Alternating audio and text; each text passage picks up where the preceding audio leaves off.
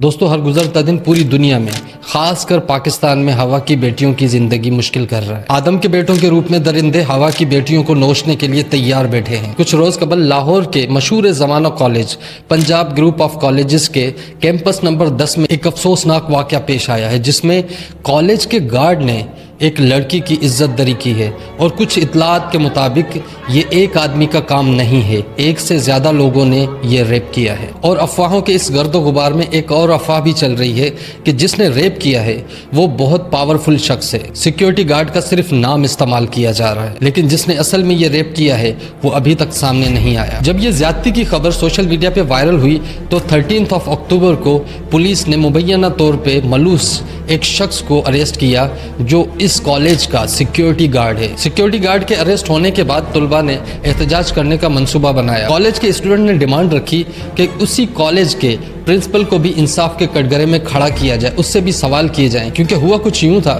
کہ جب لڑکی کے ساتھ زیادتی ہوئی تھی وہ بیسمنٹ میں تھی، اور اس کے ساتھ ساتھ ٹیچرز کو بھی پتا تھا اور پرنسپل کو بھی پتا تھا۔ سب سے پہلے تو متاثرہ لڑکی کو گھر بھیج دیا گیا اور اس بات کو دبانے کی پوری کوشش کی گئی۔ جب کالج کی انتظامیہ کو یہ پتا چلا کہ اسٹوڈنٹس پلان کر رہے ہیں احتجاج کرنے کا، تو کالج کی انتظامیہ نے اسٹوڈنٹس کو ڈرانا دھمکانا شروع کر دیا۔ اسٹوڈنٹس کو کہا گیا کہ اگر تم لوگ احتجاج کرو گے تو تم لوگوں کی رکنیت ختم کر دی جائے گی، اور سالانہ امتحانات کے لیے بورڈ کا داخلہ بھی منسوخ کر دیا جائے گا۔ اس سب کی پرواہ کیے بغیر سب طالب علم 14 اکتوبر کو احتجاج کرنے کے لیے نکل آئے۔ سب طالب علموں نے ہمت دکھائی اور ان کا یہی عزم تھا کہ ہم اپنی ساتھی طالبہ کو انصاف دلوائیں گے۔ پھر کالج کی انتظامیہ نے اس احتجاج کو روکنے کے لیے پولیس بلا لی۔ طلباء کا ایک سمپل مطالبہ تھا کہ پرنسپل کو انصاف کے کٹگرے میں کھڑا کیا جائے اور اس واقعے کی FIR درج کی جائے، کیونکہ اس واقعے کی FIR ابھی تک درج نہیں ہو سکی۔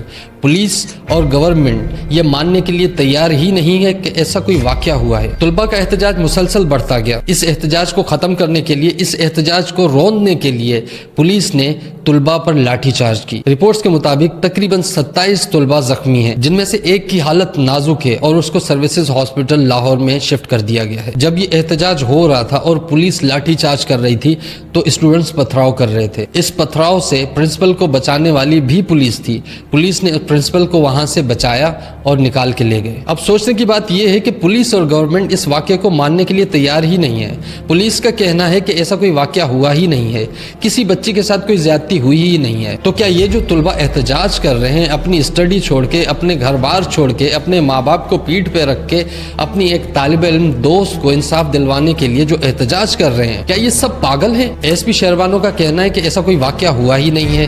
انہوں نے ہسپتال کے پورے ریکارڈ چیک کروا لیے ہیں، لیکن ایسا کوئی کیس رپورٹ ہوا ہی نہیں ہے، نہ کسی ہاسپٹل میں، نہ کسی نے آ کے FIR کروانے کی کوشش کی۔ پنجاب حکومت کی ترجمان عظمیٰ بخاری نے سیم یہی بیان دیا ہے کہ ایسا کوئی واقعہ نہیں ہوا، اور سونے پہ سہاگا ہنا پرویز بٹ نے صوبائی اسمبلی میں کھڑے ہو کے ایسے کسی واقعے کی تردید کی ہے۔ 15 اکتوبر بروز منگل جب اسٹوڈنٹس احتجاج کر رہے تھے تو اس کی تھوڑی دیر بعد ہی TV پر 2 شخص نمودار ہوتے ہیں۔ ایک خود کو اس لڑکی کا باپ کہتا ہے اور دوسرا چچا۔ ان کے چہرے پہ ماسک ہوتے ہیں اور وہ کہتے ہیں کہ ایسا کوئی واقعہ نہیں ہوا، ہماری بچی سیڑھیوں سے گر کر زخمی ہوئی۔ ایک طرف تو حکومت یہ بات ماننے کے لیے تیار ہی نہیں ہے کہ ایسا کوئی واقعہ ہوا ہے، اور دوسری طرف اسی حکومت کا نمائندہ وزیر تعلیم رانا سکندر حیات کا کہنا ہے کہ پرنسپل نے CCTV فوٹیجز ڈیلیٹ کروائی ہیں، کیمرہ آف کروائے ہیں اور طالب علموں کو دھمکایا بھی ہے، اور یہ سب کہا ہے وزیر تعلیم رانا سکندر حیات نے۔ اس وقت پنجاب کی حکومت طلباء کے ساتھ وہی کر رہی ہے جو سیاسی مخالفین کے ساتھ کرتی آئی ہے۔ حکومت اس وقت اس سارے معاملے کو